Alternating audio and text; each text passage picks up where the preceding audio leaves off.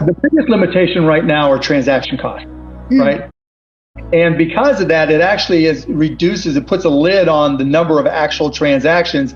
And you see people being pushed towards private blockchains like Top Shots and different NFTs, right? And different tokens and stuff like that. But at the same time, I think if ETH, and I don't remember all the new things that are the 1559 where they're going to burn, Ethereum, and 2.0, where hopefully the transactions will be faster and cheaper. But like some people say, 2.0 is right around the corner and always will be. Smart contracts are real.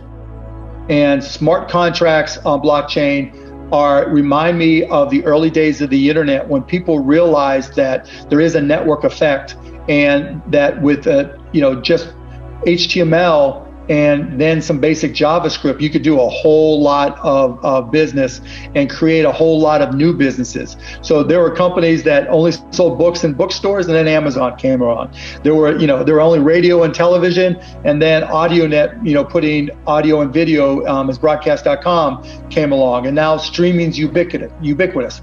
And so, but it took 25 years to get from there to here.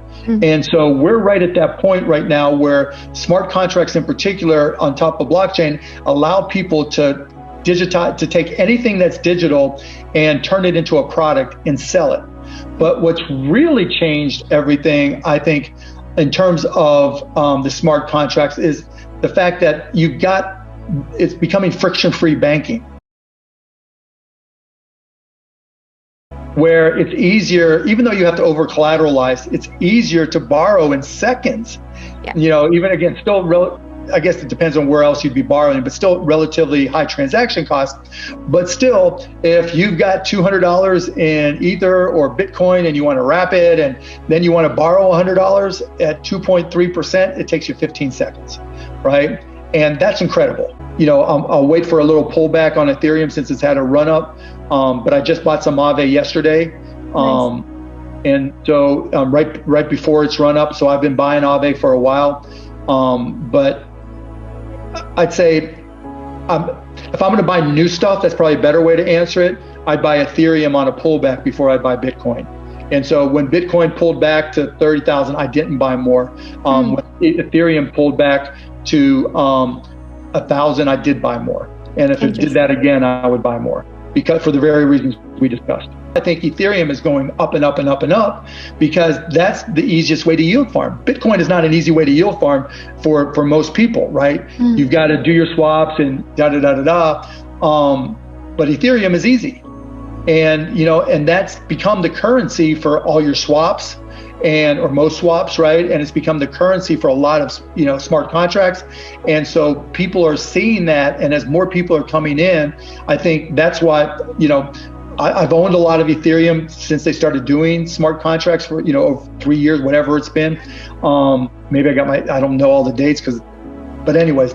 But yeah, so, I think Ethereum right now has an advantage over Bitcoin in terms of regular people, not as a store of value and transactional, because as more people get into NFTs, all they're going to know is Ethereum. And they're all going to have to buy Ethereum in order to do it, right? If I decide I like digital art, and if there's thousands of people a day, 2,000 people a day coming in, relative to the size of the number of people doing this, right? That's impactful, because every now and then one of them is going to be a whale and they're going to buy 1,000 Ether, right? And because they want to go out there and be able to buy that big artwork. And then on top of that, you're going to start to see music and entertainment videos and movies, for that matter, posted on OpenSea or Rarible or wherever, right? Because that's a better way to sell it. And what are they going to see?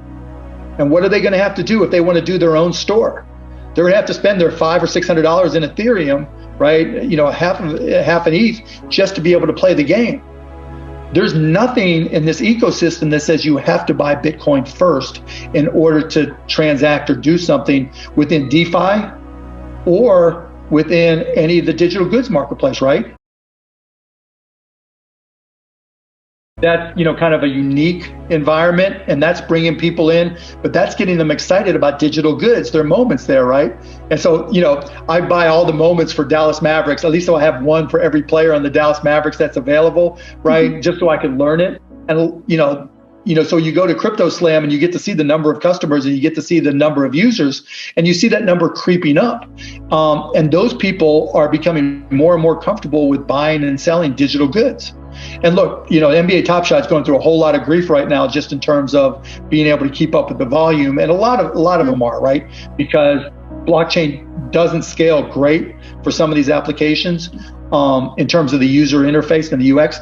But most people coming in right now fall into two categories. Store value, I want to make some money, Bitcoin, right? Mm-hmm. So if you're investor first, Bitcoin. But everybody else, collectors, why would they buy Bitcoin?